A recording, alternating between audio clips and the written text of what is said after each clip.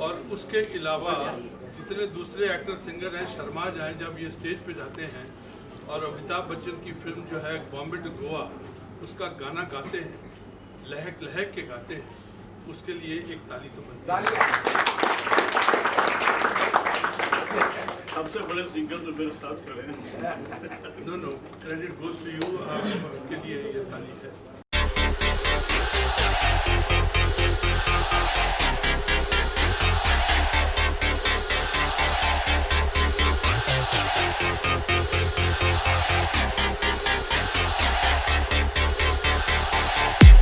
मैं साथ में कुछ कहना चाहूँगा। आज पोस्टर रिलीज है और साथ में प्रोमो रिलीज है। दोस्तों ने साथियों ने बहुत दुख उठाए इस अच्छा काम को करने के लिए। एक ताली बनती है डायरेक्टर साहब को, क्योंकि मैंने देखा है कि समय कम है और उनको काम ज़्यादा करना है, सांसें कम है, ज़िंदगी जीनी है, उसके लिए ताली बनती है। और एक ताली बनती है दिलीप के लिए, दिलीप सोनकर जी के लिए। बहुत तकलीफें, बहुत ही डिले, कभी ये डेट कभी वो डेट, होगा नहीं होगा, बीच में कोविड आया, एक जोरदार ताली बनती है। बेसिकली टाइटल एक नॉवेल से लिया गया है जिसका नाम है लाल रेखा। ये कहानी 1934 में बनारस के एक राइटर हुआ करते थे सुहाकांत जी ने लिखी थी स्टोरी। बेसिक जो हम अभी स्टोरी प्रेजेंट कर रहे हैं इस सीरियल में, ये उस बेसिक कहानी को नहीं टच करती है। एक काल्पनिक कहानी बाबू देवकीनंदन खत्री के परपोते हैं श्री विवेक खत्री जी, अगर यहाँ उपस्थित हो तो आवे यहाँ पे। वो इस कहानी का सृजन किया है उन्होंने। फिर रंजीत भट्टाचार्य और धीरज कुमार ने इसका संवाद लिखा, और हम जो हमारी यहाँ टीम है सारे लोगों ने मिलकर उसको एक अच्छा स्वतंत्रता संग्राम की कहानी बनाया गया है, ताकि आने वाली पीढ़ी जो संघर्षों के उपरांत मिली हुई आज़ादी का मूल्यांकन कर सके। किस तरह हमारे शहीदों ने देश जब गुलाम हुआ करता था और देश को एक अलग तरीके से आज यहाँ पहुँचा हुआ है देश, हजारों लाखों कुर्बानियों के बाद। तो बेसिक था, हम लोग का उद्देश्य बस यही था कि आने वाली पीढ़ी अच्छी तरह मूल्यांकन कर सके आज़ादी का, और देश प्रगति करे और जाति धर्म की भावना से दूर एक उन्नत देश बने अपना। इस धारावाहिक का मूल उद्देश्य यही था मेरा बनाने का।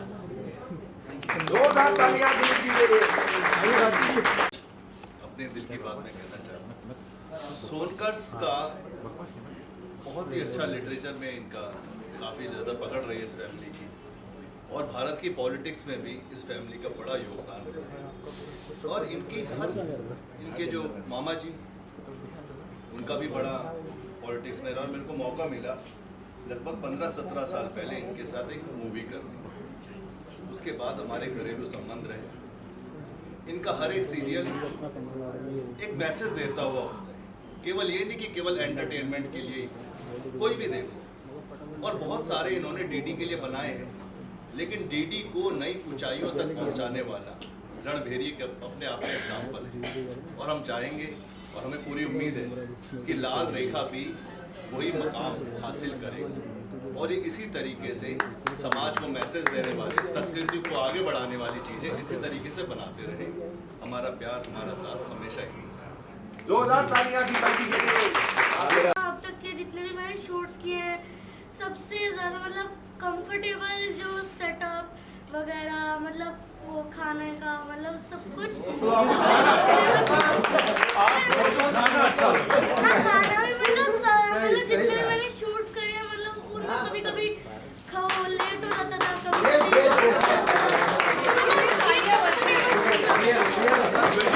खाना होता था, दाल रायता वगैरह, है ना। मतलब कि खाना बहुत अच्छा था, मतलब कि खाना बहुत अच्छा था। प्रोड्यूसर ने बहुत अच्छी तरह से तैयार किया, खाना अच्छा मिला, उसके बाद लस्सी भी मिली। और सबसे फर्स्ट मेरा शूट यहाँ पे इसी का। भाई वेरी गुड, बहुत अच्छा मिला, गुड फूड। वो ट्रेलर और प्रोमो जो है वो आपको डेफिनेटली हर एक के व्हाट्सएप के ऊपर आ जाएगा, देयर इज़ नो प्रॉब्लम। बहुत अच्छा खूबसूरत बना है, और उसमें मैसेज भी है और एक मोमेंटम भी है। अब मैं कहूँगा कि काफ़ी अरसे से ड्यू था मेरा दिलीप साहब के साथ काम करना, और जब मौका आया है तो वो लाल रेखा में आया है। एक बार शूटिंग होने वाली थी, मेरी हुई नहीं, दूसरी बार, तीसरी बार, चौथी बार कुछ एरेटिक टाइमिंग थे, लेकिन उसके बाद में जब जमा है और उसके बाद there was no looking back. Lal Rekha is a very very important moment in my life, क्योंकि वो स्टिपुलेटेड टाइम में आप समझ सकते हो, डीडी में मैं 25 साल के बाद डीडी का कोई सीरियल किया, पहला अजनबी था, वो मुझे हर दिल में ज़िंदा रखा, मेरे गाने को ज़िंदा रखा और वो रोल ने ज़िंदा रखा। उसके बाद मुझे लगा कि ये जो मैं रोल कर रहा हूँ ये उत्पल शर्मा का, वैसे मैं basically I am a patriot, देशभक्त हूँ, लेकिन कमाल की बात है कि इसमें मैं एक गद्दार का रोल कर रहा हूँ, जो अपने देश के साथ गद्दारी करता है। उसकी ज़मीर है ही नहीं, उसको ये है कि मुझे बहादुर का जो राय बहादुर का जो उपाधि है, जो ओहदा है, वो उसको मिल जाए और कुछ नहीं चाहिए उसको। ना अपने बेटे से इतना लगाव है, ना प्यार है, बीवी को भी वो सही ढंग से ट्रीट नहीं करता है। I am sorry, she played my wife Garima ji and I was very bad with her in scenes, very bad. और आपका मैं सर्वेंट, ये मेरे इन्होंने बहुत अच्छा रोल किया है, ही वॉज माई सर्वेंट, और इनके साथ मेरा जो रेपो था एक अच्छा था। लेकिन ये जो रोल था बड़े गद्दार का, और हिंदुस्तान में जो जयचंद हैं जो गद्दार हैं उनमें से एक था। वो तो किसी के भी बूट को चाटेगा, कुछ भी करेगा। ऐसे लोगों से सावधान रहना। ये भी दुश्मनों की चाल लग रही है कि जिन्होंने हमारी शाम को ख़राब किया है, बट एनीवे हमारी स्पिरिट बहुत अच्छी है सबकी। तो ये एक तो दिलीप जी की एक बात बड़ी अच्छी है, इन जो साहित्यिक इनका बैकग्राउंड है। यार प्लीज बैक चुप हो जाइए ना, ये बाइट चल रही है यार, हम्बल रिक्वेस्ट। इनका जो साहित्यिक माइंड है दिलीप जी का, वो सस्ती चीज़ पे इनकी आंख टिकती नहीं है जब तक उसमें एक मवाद नहीं होगा, एक मैसेज नहीं होगा और एक बाकायदा एक बैकग्राउंड नहीं होगा। ये 44 के आसपास, जैसे उन्होंने बोला 34 की कहानी है, 34, 44, उसके बीच में जो शहीद थे आसाम के, जिनको वक्त ने भुला दिया, वक्त ने उनको ड्यू नहीं दी उनकी, वो बहुत इम्पॉर्टेंट था कि जिन लोगों ने देश की स्वतंत्रता के लिए इतना बड़ा काम किया है, उनको किसी न किसी युग में जाकर अपनी ड्यू मिलती है। जैसे वल्लभ भाई पटेल को जो ड्यू मिली है, इतनी बड़ी मूर्ति जो मोदी जी ने लगाई है वहाँ पे, hats off to the thinking of those people. तो उन्होंने कहा कि उस वक्त हिंदुस्तान को जोड़ने के लिए अगर वल्लभ भाई पटेल जी ने काम किया है तो उनकी इतनी शहनशाही जो है मूर्ति लगाई है, स्टैचू लगाई है, तो उनको ड्यू मिला। दिलों में वो पहले भी थे, आज भी और सदा रहेंगे। और वही हिसाब है कि ये आसाम में जो शहीद थे जिनको ड्यू नहीं मिला था, इसमें thanks to he and his family, Dilip जी's फैमिली, जिन्होंने उनको ड्यू दी है। लेकिन जो मैंने रोल किया है गद्दार का, ऐसे लोगों को कभी बख्शा नहीं जाना चाहिए, इनको डिसलाइक करनी चाहिए। आज की प्रेस के लोग जो डिसलाइक करते हैं, they should dislike me, because वो जयचंद का रोल था, गद्दारों से नफ़रत करनी चाहिए। And as a role it was one of the bestest role. I am grateful to Dilip ji, I am grateful to Rafi ji, जिनके साथ मुझे काम कर, स्टिपुलेटेड टाइम, थोड़ा टाइम होता है उसमें, काम ज़्यादा होता है, धड़कनें तेज़ होती हैं, लेकिन उसके बीच में भी हमने रिलैक्सेशन को ढूंढा। प्रेशर कुकर में रहकर भी हम रिलैक्स किए, and that was the beauty of this. And I had wonderful साथी, मेरे को actors, they were very good. My Garima ji played my wife, she was excellent in that, and I am very happy कि आज इतने दुखों के बाद, बीच में कोविड आ गया। You think about the producer, Covid 7-8 महीने खा गया, फिर जो DD1 का जो एक वो चलता है, मोमेंट चलता है, उसमें स्पीड ब्रेकर्स आते हैं, उसके बाद में भी आज मैं कहूँगा Dilip Sonkar ji is a conqueror, he is a winner all the way. Dilip ji आपसे कहना चाहूँगा, जैसे पहले मैं सारे आर्टिस्टों का हो जाए तो फिर मैं कर लेता हूँ। मुकुल जी हैं, आपने इसमें जो क्रांतिकारियों का संघ था उसके सरदार की भूमिका निभाई है। इनके ही नेतृत्व में सारे क्रांतिकारी इस सीरियल में लड़ाई लड़ रहे हैं। सर आपसे पूछना चाहूँगा क्या किरदार है, और जैसे बख्शी साहब ने कहा कि बहुत से ऐसे क्रांतिकारी रहे हैं जिनका उनको जो मिलना चाहिए था हिंदुस्तान की तरफ से, आवाम की तरफ से, कि इन्होंने देश के लिए इतना सब कुछ करा है और हम तक नहीं पहुंचा है, आज की जनरेशन तक नहीं पहुंचा है। उस किरदार के बारे में जानना चाहूँगा और किस कहानी का हम जिक्र कर रहे हैं लाल रेखा के माध्यम से, जो नई जनरेशन को नहीं पता है। जी देखिए, इसमें मैंने क्रांतिकारी के मुखिया का रोल किया है, जो छोटे से गांव में एक मूवमेंट को अंजाम देते हैं। तो ये अपने साथ सबको लेकर चलना, इस मुखिया की कहानी में यही था कि सबको साथ लेके हम लोग लड़ाई लड़ें, अकेले लड़ाई नहीं लड़ना। तो ये जो मूवमेंट था, और ये अक्सर क्रांतिकारियों के साथ रहा है कि वो सबको साथ लेकर चले, चाहे उसमें चंद्रशेखर आज़ाद जी भी क्यों ना हो, उनका नाम इतना आगे आ चुका है कि उसके मेरे कहने का मतलब ये है कि सभी लोगों ने, जिनको हम बचपन से पढ़े आ रहे हैं, उन लोगों ने भी सबको जोड़ा है। और ये जो बैकग्राउंड जो था, ये लाल रेखा में जो क्रांतिकारी का ग्रुप था, इसके बारे में मेरे को भी देखिए मालूम नहीं था। तो इस तरह की कहानियों का आना बहुत ज़रूरी है। जो आज डीडी में, मेरी शुरुआत डीडी से हुई थी, एक दिल हज़ार अफसाने, अमृतलाल नागर जी की स्टोरी से मेरी शुरू हुई थी कहानी। तो उस समय का जो डीडी का लेवल था वो कितना ऊपर था, और धीरे धीरे डीडी का लेवल इतना गिर गया था। एक समय आया कि भाई डीडी में काम, हाँ जो सर डीडी में काम नहीं करना, क्यों इतना स्तर गिर गया था। लेकिन मैं कई सालों बाद, मतलब 10-12 साल के बाद फिर मैं दिलीप जी ने कहानी सुनाई, तो मेरे को लगा कि नहीं, करना चाहिए, चाहे जैसे भी हो। तो मैंने इसमें इसीलिए किया कि एक अच्छी सोच और एक अच्छी कहानी का होना बहुत ज़रूरी है, जो इस लाल रेखा में है। एक कहानी आगे बढ़ती है और एक मैसेज देती है कि किस तरह से, और उन लोगों के बारे में जानकारी देती है जिनको मेरे जैसे लोग नहीं जान पाए। मैं इतना साहित्य पढ़ता हूँ, लेकिन उस बैकग्राउंड में ये शायद सरकार के लिए भी, सरकार ने बहुत अच्छा काम किया कि उन बैकग्राउंड के लिए भी इन्होंने कहानियाँ चुनी कि उस एरिया के बैकग्राउंड के लोगों के बारे में बताओ। तो दिलीप जी ने बहुत अच्छा नॉवल डिसाइड किया और उसमें मेरे को बहुत अच्छा रोल दिया, और मैंने जी जान से कोशिश तो की है, और आगे दर्शक देखें कैसे लगेगा, और आप लोग बताएंगे कि मैंने कैसा कैरेक्टर को लेकर चला हूँ। दिलीप जी, मैं आपसे पूछना चाहूँ, सॉरी टू कट यू, हाँ श्योर। किन जीवंत किरदारों पे, जो जिन्होंने इस क्रांति का जो हिस्सा रहे, आप उन्हें अब पर्दे पे लेके आ रहे हैं, मैं उनके परिवार से अभी कोई है भारतवर्ष में, आसाम में, पूरी मैं कहानी समझना चाह रहा हूँ कि हमने कहाँ से ये पूरी क्रांतिकारी की जो पूरा विषय है लाल रेखा का, कहाँ से उठाया? जी, लाल रेखा बेसिक एक नॉवेल हुआ करता था, एक बाबू कुशवाहा कांत जी ने लिखा था 1934 में।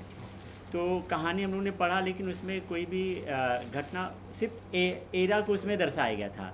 फिर हम लोगों ने जगह जगह से शोध करके पूरी कहानी बनाई, जिसमें हम उन अनसन हीरो जो अज्ञात क्रांतिकारी थे, जो देश के लिए लड़े थे, उनके बेसिक जीवन को हम लोगों ने पूरी फिल्म को, पूरे सीरियल को काल्पनिक तौर पे प्रेजेंट किया हुआ है। लेकिन मूवमेंट हमारा असली मूवमेंट है, क्योंकि क्या होता है ना कि बहुत ऐसी चीज़ों में विवाद खड़े हो जाते हैं। तो हम लोगों ने समय को चुना है और उन अज्ञात क्रांतिकारियों के जीवन को चुना हुआ है इसमें, क्योंकि आने वाली पीढ़ी, हाँ, उनका मार्गदर्शन हो, क्योंकि हज़ारों लोगों ने, करोड़ों लोगों ने कुर्बानियाँ दे के आज देश को आज़ाद कराया।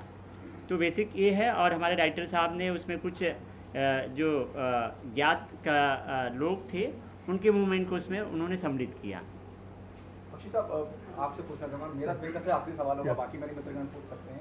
जैसे अभी दिलीप साहब ने कहा कि कोई विवाद ना आए, एक दौर देखा है हमने, जब हम बात करते हैं कि बॉलीवुड हमेशा से सॉफ्ट टारगेट रहा है किसी भी मसले। अभी हाल फिलहाल में जो कुछ हुआ, हम सब वाकिफ हैं, हम सबको पता है।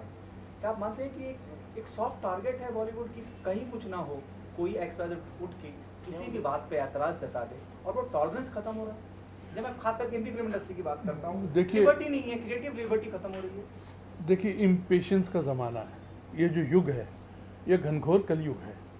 घनघोर कलयुग का मतलब है सिर्फ एक ही स्तंभ के ऊपर खड़ा है, वो है दया।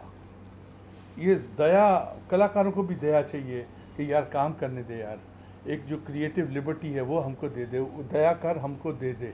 यू नो आज के युग में अच्छा काम करना ज़रा मुश्किल है, क्योंकि रास्ते में अगर ये कुछ भी अच्छा काम करने की कोशिश करते हैं तो स्पीड ब्रेकर की तरह कोई ना कोई संग आ जाएगा, कोई ना कोई और पार्टी आ जाएगी, कुछ ना कुछ ये आ जाएगा, वो आ जाएगा। यू नो तो उसके लिए बड़े दल हैं, छोटा दल है, बड़ा दल है, तो शब्दों को भी बहुत ही सोच समझ के बोलना पड़ता है कि कोई मान हानि का दावा ना कर दे। तो उसके बीच में अच्छा काम करना बहुत मुश्किल है, आई टेल यू, क्योंकि आजकल जो भावना एक बन रही है कि बॉलीवुड को या क्रिएटिव को उसके ऊपर जिस हिसाब से मैं और शब्द नहीं बोलना चाहूँगा, नुक्ताचीनी इज़ द करेक्ट वर्ड, और नुक्ताचीनी हो रही है। लेकिन हमारी फिल्म इंडस्ट्री का, हमारी टीवी इंडस्ट्री का ये है कि शो मस्ट गो ऑन, आप रोक ही नहीं सकते। ये जो मोमेंटम है ये चलता रहेगा। अगर शहीदों को ये सीरियल जो है श्रद्धांजलि दे रहा है तो इसमें बुरी बात क्या है? इसमें कुछ भी नहीं हो सकता है, इसमें कोई भी ऑब्जेक्शन नहीं कर सकता है। Hats off to the person mister Dilip Sonkar, जिन्होंने ये सोचा कि नहीं यार 1944 की स्टोरी को थोड़ा सा फिक्शनलाइज किया जाए, उसके बाद इसको किया जाए, because he don't want any this thing. उसके बाद जो और भी शुरू करेंगे उसमें भी फिर और होगा, लेकिन message will be passed and hence there is Lal Rekha. And I tell you the girl and the boy, mister Lal ने बहुत अच्छा काम किया है। लाल पता नहीं कहीं पीला हो गया है, नहीं नीला हो गया। लाल पीले के पास बैठा हुआ है लाल। Give him a round of applause. He has done a very good job. Enthusiastic boy, very enthusiastic, very honest. अपनी अप्रोच में इन्होंने बहुत अच्छा काम किया है। And the Rekha girl also, she was also very good.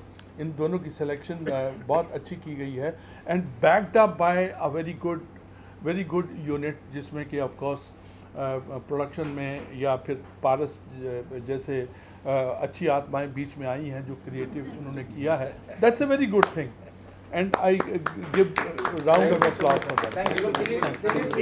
Birbal ji, आपकी कहानी रियलिस्टिक बेस पर आधारित है, तो इसमें रीबर्थ पुनर्जन्म की जो बात है जी, वो जी। आपने जोड़ा है या फिर नहीं real life जोड़ा से है इसका- जोड़ा है वही क्योंकि फिक्शनलाइज है, वही फिक्शनलाइज दर्शकों के है। हिसाब से टर्न हम तो लोगों देना ने पूरी पड़ेगा ना, कहानी कुछ तो कहानी को टर्न देना पड़ेगा। स्क्रीन पर आप इसको कैसे जस्टिफाई करते हैं? कहानी का आपकी वास्तविकता के धरातल है, लेकिन जी। उसमें आप ये fictional देखिए जोड़ते हिंदुस्तान हैं। है, हिंदुस्तान में रीबर्थ की बहुत कहानियाँ आपको पता है, और तो वास्तविक कहानी में रीबर्थ आप जोड़ रहे हैं, तो जी। उसको आप कैसे नरेट करके जस्टिफाई करते हैं? सर वो तो आप टेलीविजन देखेंगे, अब तो देखेंगे बावन तभी एपिसोड तब पता चलेगा। चलेगा।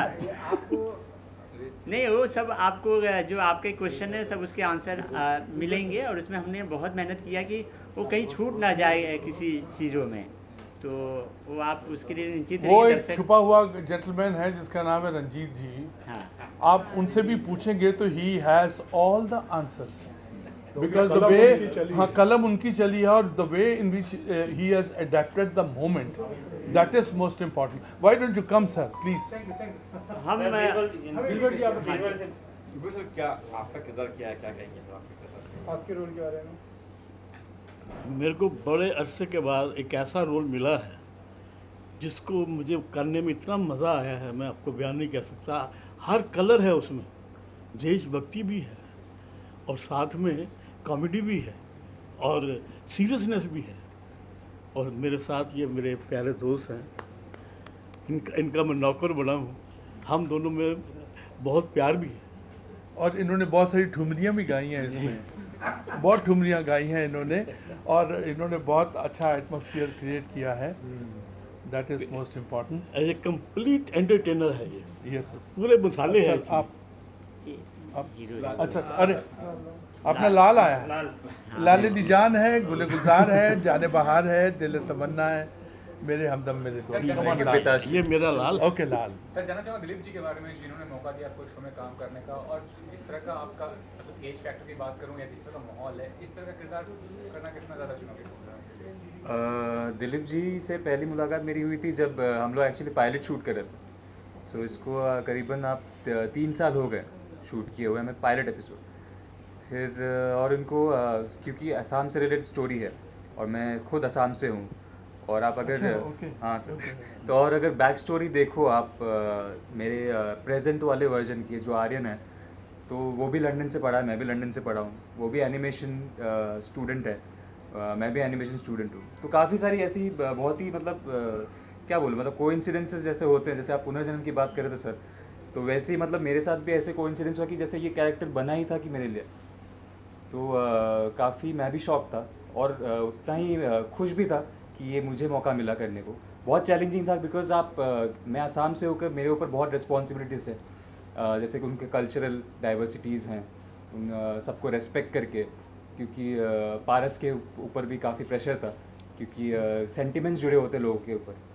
तो वो बहुत ही बखूबी दिलीप जी ने संभाला है, और इतने दिग्गज लोगों के साथ काम करने को मिलता है तो और क्या ही चाहिए।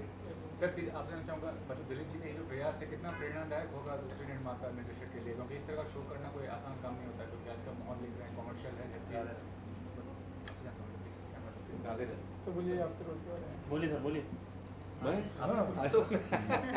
मुझे लगा एनीवे, मैं बस यही कहूँगा कि बहुत ही चैलेंजिंग काम था। ये हमारे अनसंग हीरोज़ हैं जो यहाँ से उन्होंने उठाया है। तो वैसे तो हम बहुत लोगों को जानते हैं, जितने हमारे सुभाष चंद्र बोस हैं और शहीद भगत सिंह, बाकी जितने लोग, कुछ ऐसे लोग हैं जिनको लोग जानते नहीं थे, तो वहाँ से उन्होंने एक इतनी अच्छी कहानी उठाई। उसके पहले भी उन्होंने जो बनाई वो भी उसी तरह की थी। तो उनका जो एक टेस्ट है, एक सब्जेक्ट है, उसी को लेके वो आगे बढ़े हैं। और मैं कहूँगा कि सभी एक्टर्स ने बहुत अच्छा काम किया है, बहुत मज़ा आया।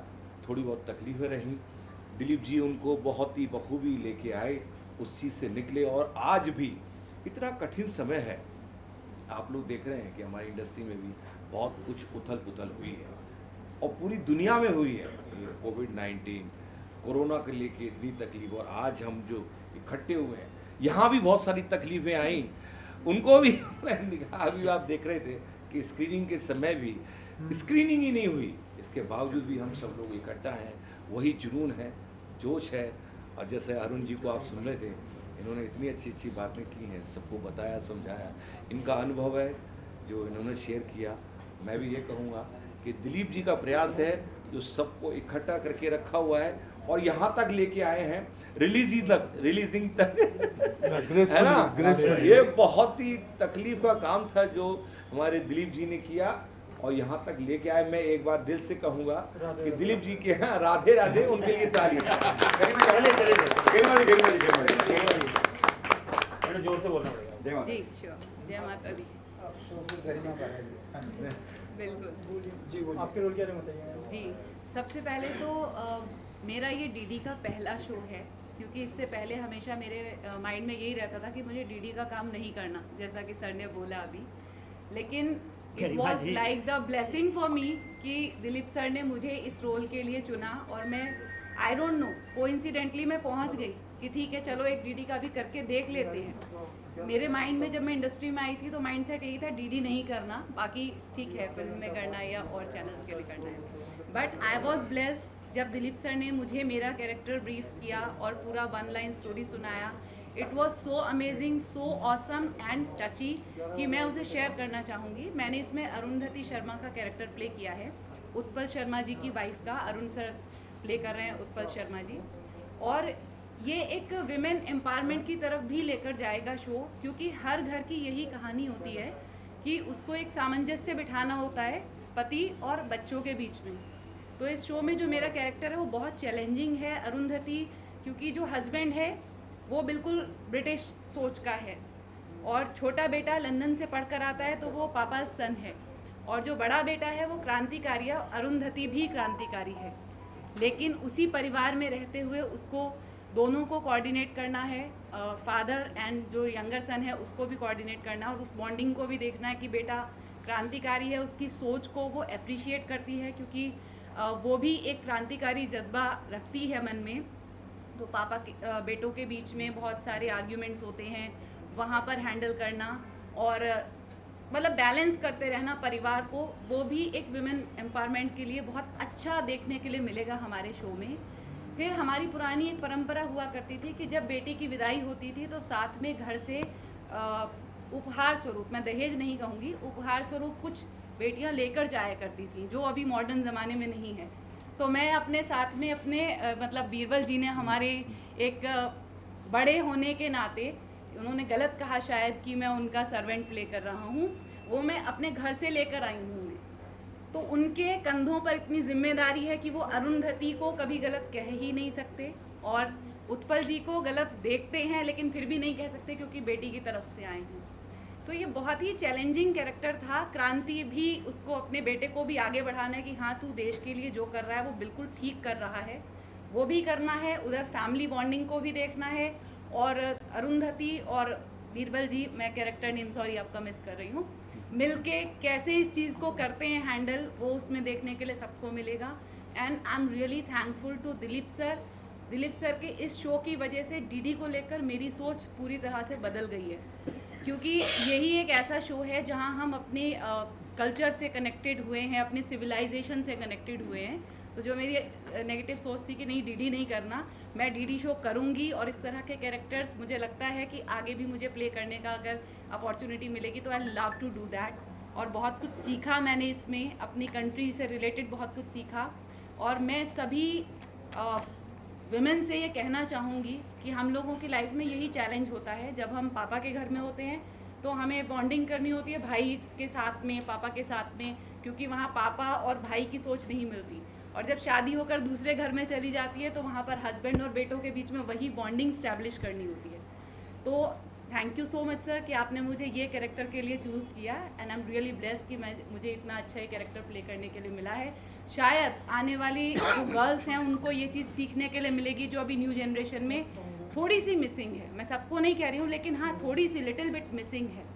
तो उस पेशेंस के साथ में कैसे परिवार को बॉन्डेड रखना है और देश के बारे में भी सोचना है, वो सब कुछ देखने के लिए मिलेगा। तो आई होप कि it will be good one. एक सीन में आपसे एक सेकंड, एक सीन में, क्योंकि मोमेंट ऐसी है, एक scene I want to tell you, last scene है मेरे कैरेक्टर का। मुझे अपने बच्चों से कोई इतना प्यार नहीं है। मेरी बीवी को हमारे जो बच्चे हैं, दोनों बेटे हैं, एक आप कर रहे हैं और एक भाई है इनका, उनसे प्यार है। मुझे कोई प्यार नहीं, निर्दयी आदमी। और मुझे बीवी से भी नहीं है कोई मतलब। एक ही छत के नीचे एक क्रांतिकारी है और एक गद्दार है।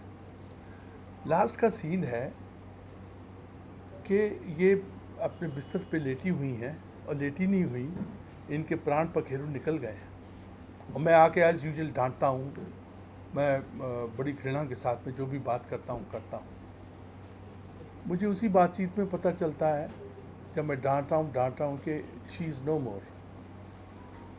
मुझे वो रियलाइज़ होता है, मैंने ऐसा सीन कभी फिल्मों में नहीं देखा, वो ऐसा सीन बन गया थैंक्स टू माय डायरेक्टर, जो मैंने सजेस्ट किया एंड ही अग्रीड अपॉन। मैं इनका श्रृंगार करता हूँ रोते रोते, पहले आके गुस्से में डांटना, उसके बाद में change over of the moment, change over all the thinking कि मेरा सब कुछ लुट गया है और मैं राय बहादुर बनना चाह रहा था, लेकिन फिर उनको सजाता हूँ, उनकी बिंदी लगाता हूँ, उनका मेकअप करता हूँ और वो रोते रोते बातचीत भी कर रहा हूँ, बदहवास भी हूँ। वो मोमेंट इतनी खूबसूरत मोमेंट है, जब भी मैं याद करता हूँ तो मैं थर्रा जाता हूँ कि कभी कभी मोमेंट ऐसी बन जाती है जिसमें कि आप नमस्कार करते हो उस क्षण को जब आपको एक उत्तम श्रेणी का सीन करने का मौका मिला। Thanks to the script, thanks to mister Sonkar, that was one of the bestest moment for me. Thank you. था कि एक अच्छी चीज़ बने, अच्छे लोग लेके आए, लोग अच्छे से काम करें, और इस प्रयास में दिलीप जी ने सबको इकट्ठा किया। एक अच्छी कहानी सर के द्वारा चुनी गई, सबने बहुत अच्छा काम किया और हम ये राधे धन्यवाद। और सालों से फिल्म इंडस्ट्री में हूँ और हमेशा चाहा कि आसाम के उन लोगों के बारे में मैं कुछ कहूँ जिनके बारे में लोग जानते नहीं है, पहचानते नहीं है। काफ़ी इन्होंने आज़ादी में उनकी काफ़ी कंट्रीब्यूशन है, लेकिन कहीं भी इतिहास में कहीं भी आपको इसका वो नहीं मिलेगा, एग्जाम्पल नहीं मिलेगा। तो मैं चाह रहा था कहीं से कुछ बने, मैं कंट्रीब्यूशन करूँ। तो दिलीप दा ने ऐसी चीज़ें कर दी और ऐसा सीरियल उन्होंने शुरू कर दिया, मौका दे दिया मुझे करने का। मैं जहाँ तो हो सकता है मैंने किया, और दिलीप दा चाहते कि आगे भी इसको आगे बढ़ाए, तो मेरा उनसे दरखास्त है मुझे भी ज़रा उससे शामिल करें ताकि मैं और ज़्यादा उन पर रोशनी डाल सकूँ उन लोगों को। बात बाकी दिलीप दा अच्छे इंसान है, मैं तहे दिल से चाहूँगा वो कामयाब हो ताकि हम फिल्म में कामयाबी की सकते ये रिसर्च कहाँ से ये रिसर्च कहाँ से किया, कैसे किया? रिसर्च के लिए देखिए एक तो किताबें मिलती है, और ये है पारस है आसाम के है, आप आइए इधर, इन्होंने मेरी काफ़ी मदद की क्योंकि मैं काफ़ी पहले घर आपने कहा कि इसका वर्णन हिस्ट्री में नहीं है, आपने किस सोच से ये सब? मैं काफ़ी पहले घर छोड़ चुका था तो काफ़ी कुछ भूल चुका था, लेकिन इस लड़की ने मुझे पूरी मदद की, किताब ला के ये करके वो करके आसाम के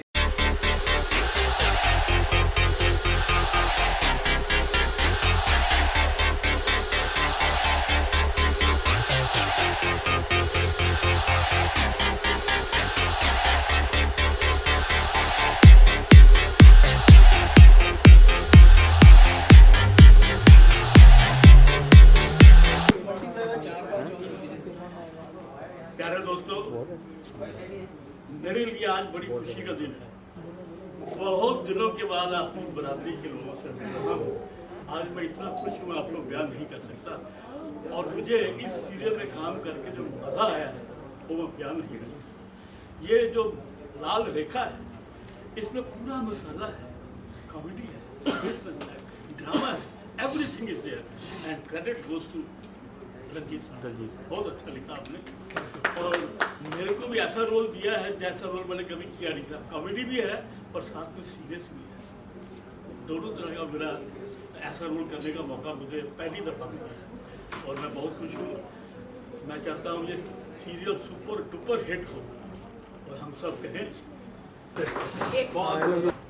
दिलीप जी सामने आइए। दिलीप जी एक मैं ऐसे मेरे अरे यार ऐसे यार सर मेरा इस शो के लिए जैसे ही एंट्री हुई बहुत डिफरेंट एक्सपीरियंस था, क्योंकि जब स्क्रिप्ट मेरे हाथ में आई and I was to speak only in Hindi, तो वो एक बहुत बड़ा चैलेंज था।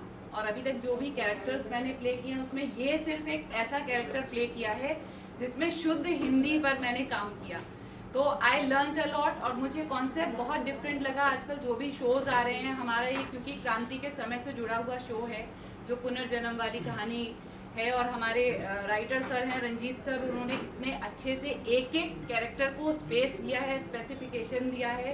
आई really enjoy to work with this project. और दिलीप सर का जो गाइडेंस होता था, वहाँ पर खुद बैठते थे डायरेक्टर सर के साथ में, डायरेक्टर सर अपना द बेस्ट करते थे, दोनों मिलकर बेस्ट से भी ऊपर जो होता है उस पर पूरा फोकस किया करते थे। एंड मेरे साथ में जो एक्टर्स थे लाइक अरुण सर, मैं उत्पल जी की वाइफ का कैरेक्टर मैंने प्ले किया है, Utpal ji, right sir, and I have played Arundhati in that.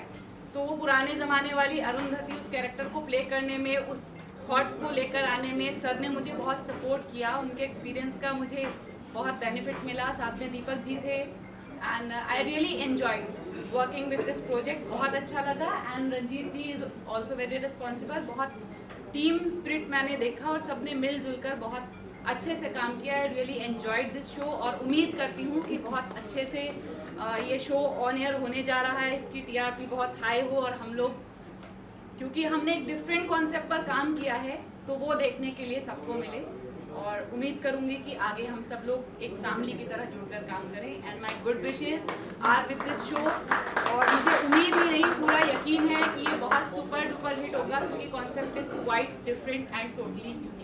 So my best wishes and 3 loud cheers for each and everyone, to the director sir, for Dileep sir, for Ranjit sir, again for the co-producer Ranjit ji, and all the staff.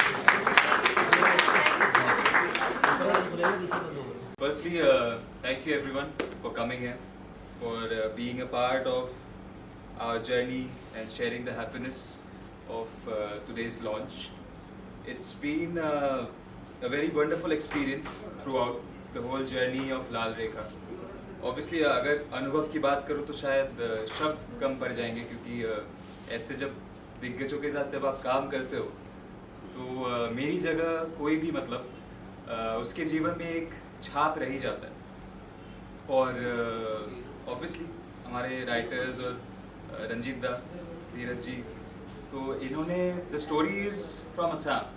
तो me personally being a son of Assam, it was a huge responsibility to portray the character of Lal and to show the beautiful enriching culture of Assam and the northeastern states. So it's been wonderful and I hope that everybody loves the show and give a lot of blessings and love so that हम ऐसे ही मतलब आगे जाके काम कर सके.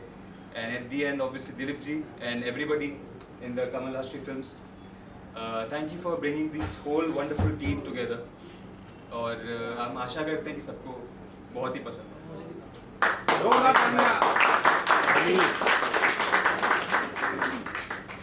Next, I would like to request our very special guest, actor Arun sir, on stage.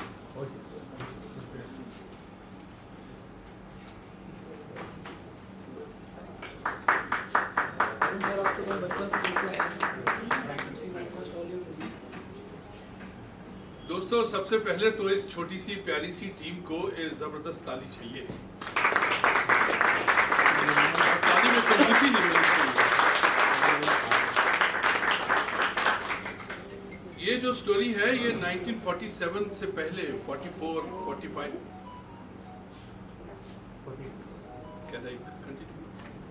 44, 45 की है. लोग समझते हैं कि जो आसाम है उसको हमने इग्नोर किया हुआ है. नहीं, Assam is our heart, India's heart. मैं जब शो करने गया था वहाँ पे आसाम में, तो मुझे काफ़ी लोगों के साथ में राब्ता कायम करने का मौका मिला और हर एक आदमी जो था एक्साइटेड था और वो हर एक आदमी पूछता था कि हमारा आसाम कैसा लगा, हमारा गुवाहाटी कैसा लगा. जहाँ पे शो था वो हमको छू कर देखते थे कि ये इसी ऑर्बिट के लोग हैं. और इस जो सीरियल है इसकी सबसे ख़ास बात ये है कि ये उन लोगों को क्रेडिट देता है जिनको इतिहास ने जगह नहीं बनाई जिनकी. और वो जो एक छोटी सी मुझे लिस्ट दादा ने दी है, ये एक एक नाम के ऊपर ज़रा ताली दीजिएगा. स्वर्ण लता है, उनका जिक्र इसमें है. वो शहीद ऐसी थी, साहित्यिक लोग थे जिनको ताली की ज़रूरत है और उनको दोबारा याद किया है सोनकर जी के इस सीरियल में. और दूसरा है प्रभा देवी जी, ताली दीजिएगा. एक प्योरी फुकान है, उनको ताली दीजिए. वो शहीद थे, साहित्यिक लोग थे. एक गोपीनाथ हैं, उनको ताली दीजिएगा. और विशुराम हैं, उनको ताली दीजिएगा. अब मैं ऐसी ऐसी बातें तो कर रहा हूँ कि उस शहीद को ताली दीजिए, उस शहीद को ताली दीजिए. लेकिन जो मेरा रोल है, आप हैरान होंगे, जैसे जयचंद होता है गद्दार, गद्दार एकदम से काला गद्दार, और उसको बहादुर बनना है, बहादुर का खिताब उसको लेना है. उसका नाम है उत्पल शर्मा. मैं बहुत आफ्टर 25 इयर्स पहले हमने किया था डीडी का, एक बहुत ईमानदारी से किया था. जो काम ईमानदारी से किया जाता है उसको भगवान आशीर्वाद देता है. उसका नाम था अजनबी. I did 100 episodes. उसमें I kill people and I played a Pakistani. I kill people and I sing a song while killing. उसके बाद मुझे ये role I am thankful to, मुस्कुरा देगा यार, I am thankful to Dilip Sonkar जी, जिन्होंने मुझे 3-4 बार पहले ऐसे हुआ कि मुझे करना था इनका काम, मैं नहीं कर पाया मसरूफियत की वजह से. लेकिन दिलीप जी ने मुझको ये रोल दिया और बाकायदा ही वॉज, उनका कंसेप्शन था, उनका कन्विक्शन था कि नहीं अरुण जी आप ये रोल कीजिए. I think it is one of the best work I have done it. और इसमें बहुत लोगों ने बहुत तकलीफ़ें झेली. इस सीरियल ने बेचारे दुख के कोख से निकला है, इतना अच्छा लिखा गया है. The gentleman who is sitting right in front of me is mister Ranjeet. इन्होंने इतने अच्छे लाइन्स लिखी हैं, वो लगता ही नहीं है कि किसी राइटर ने लिखा है, लगता है कि वो लाइन्स मेरी हैं. मैं बोल रहा हूँ, मेरी आत्मा बोल रही है. इनकी ये रंजीत जी और इनके साथ में इनकी जो टीम थी, साहित्यिक टीम थी, जो राइटिंग डिपार्टमेंट था, they have done exceedingly good job. और इस सब्जेक्ट को जो चूज करने का है वो सोनकर जी को है. ताली मिलती है सोनकर जी को और राइटर्स को. उसके बाद मैं याद करूंगा रफ़ी साहब please could you please come आ जाइए सर, शर्माइए मत सर, ताली चलती रहनी चाहिए। इनकी भी डेथ हो जाती है, मतलब ऐसे आदमी के पास कुछ नहीं रहता है, बिल्कुल तन्हा। उसका जो उसके बाद फिर वो जो आध्यात्मिक उत्थान उसका होता है वो बात की बात है, नोबडी इज बॉदर्ड। लेकिन इंडिया के लिए, इंडिया में जयचंद से बचिए। जो कैरेक्टर मैंने उत्पल शर्मा का किया है उसको आप क्रिटिसाइज कीजिए, उसको आप डिसलाइक कीजिए, ताकि आने वाले जो गद्दार हैं उनको पता चले कि देश के साथ गद्दारी नहीं करनी चाहिए। आई एम सो ऑनर्ड कि मुझे ये रोल करने को मिला, और इन तकलीफ़ों के बीच में ये heads off to Sonkar ji. Delay delay delay, हफ्ता डिले, 2 हफ्ता, द गाय बिकेम बिल्कुल टोटो अस्थि पंजर, एकदम से पतला। वैसे भी पतले हैं और पतले हो गए, और हम कह रहे हैं कि सर आप you take care, take care, take care. आज की डेट में it is the happiest moment I tell you, we all are celebrating it, all are celebrating. जो दुख तकलीफ झेली है आज सुख ही सुख है। आज हमारा ये निकलेगा और ये बनाएंगे सीरियल, और लोगों के घर में चूल्हा जलेगा, और लोगों को एम्प्लॉयमेंट मिलेगा। गरीब की थाली में अच्छी खासी सब्जी भी होगी, रोटी भी होगी। It will be very good. Thank you very much.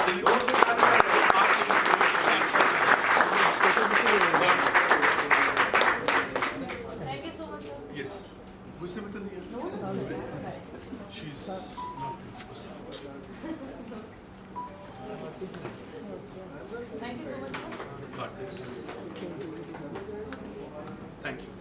आप बोल दीजिए सर। मैं इस सब्जेक्ट के बारे में कुछ भी नहीं जानता था। मैं दिलीप सोनकर जी का आभारी हूँ। इन्होंने इतना ब्लाइंडली मेरे ऊपर फेथ किया और ऐसा बढ़िया कैरेक्टर इन्होंने करने के लिए दिया। अब हमारे दिग्गज इतना सब कुछ इस के बारे में कह चुके हैं, तो हमारे शब्द तो उनके सामने कहीं कुछ ठहरते ही नहीं। बट एक बात मैं ज़रूर कहना चाहूँगा जो अभी तक किसी ने नहीं की, पुनर्जन्म मेरा फेवरेट सब्जेक्ट है। मैंने बहुत सारी किताबें पढ़ी हैं इसके बारे में, और हमेशा कोई ना कोई जिज्ञासा बनी रहती है कि पहले क्या था, अब कैसे हो गया। इतना कुछ, वो एक्साइटमेंट बचपन में थी, आज तक अभी भी बनी हुई है। फॉर्चुनेटली फॉर मी, मुझे पता नहीं था, मेरे लिए बहुत खुशकिस्मत की बात है कि मैं उसी सब्जेक्ट पर उसी शो में काम कर रहा हूँ। और मैं दिलीप सोनकर साहब का इतना बड़ा आभारी हूँ, मैं बोल भी नहीं सकता।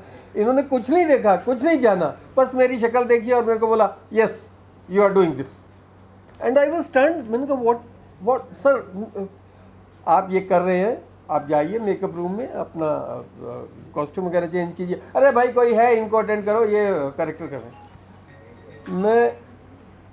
मुझे पता नहीं था इतना जल्दी, इतना कैसे विश्वास किया। एंड बहुत अच्छा कैरेक्टर था, और दिलीप साहब ने मुझसे कोई शिकायत नहीं की, इसका मतलब मैंने ठीक ही किया होगा। तो अच्छा किया, बहुत अच्छा किया। मैं आभारी हूँ इनका। अब बार बार इतना कहकर भी ज़रा ज़्यादा ही हो जाएगा, तो I am so grateful, thank you so much. लेकिन एक बात फिर रिपीट करूँगा कि ये subject is very close to my heart, and even I would like to see the whole thing, what happens, how it turns out to B.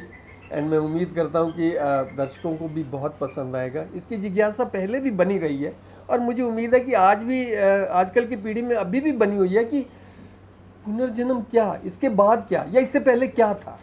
ये जिज्ञासा एक बनी हुई है, and this is my favourite subject, so I hope it will work. Thank you so much. हाँ जी, मैं ये story में एक पॉजिटिव मदर का कैरेक्टर प्ले कर रही हूँ। ये मेरा दामाद है, बहुत प्यारा सा अच्छा सा मेरा दामाद है, जो हमेशा मेरी बेटी को खुश रखता है और आगे भी खुश रखेगा। और एक जो माँ होती है जो हमेशा पॉजिटिव रहती है, अपने बच्चों का हमेशा चिंता रहती है।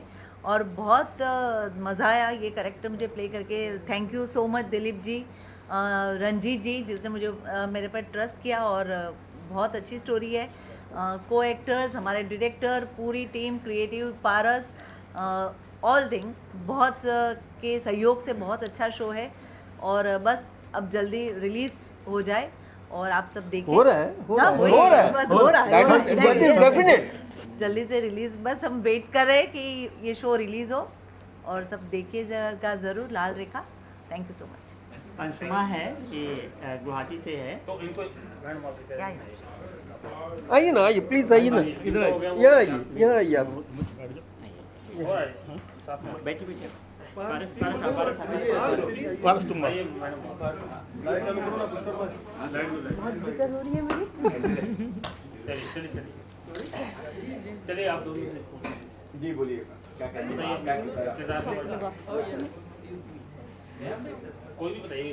Okay okay. मैं हालांकि ये शो की क्रिएटिव हेड हूँ, लेकिन स्पॉट से लेकर एक्टिंग तक हर एक चीज़ करना पड़ा। फैमिली जैसे सबको संभालना पड़ा। अभी अच्छा लग रहा है, सबके मुंह पे मेरा नाम सुन के मुझे बहुत अच्छा लग रहा है। तो बहुत मुश्किल था स्टार्टिंग से, जब से स्टोरी लिखा जा रहा था तभी से। मैं आसाम से हूँ, इसीलिए हर एक कैरेक्टर का नाम से लेकर, कास्ट से लेकर, कॉस्ट्यूम से लेकर हर एक चीज़ मैनेज करना पड़ा। बहुत रिसर्च किया हम लोगों ने। मुझे भी मेरे जगह के बारे में बहुत कम पता था। यहाँ पे बहुत सारी चीज़ें सीखने को मिली, पता चला। बहुत मेहनत की हम लोगों ने, सब लोग ने मिलजुल के बहुत मुश्किलों के साथ हम लोग ने ये शो किया है। होपफुली आप सब लोग को बहुत अच्छा लगे। और thank you Dilip sir, thank you Ranjeet sir, जिन्होंने मुझे इंट्रोड्यूस किया। Thank you so much sir. और एक्चुअली सबसे पहले तो मैं दिलीप सर को ही थैंक्स बोलना चाहूँगी।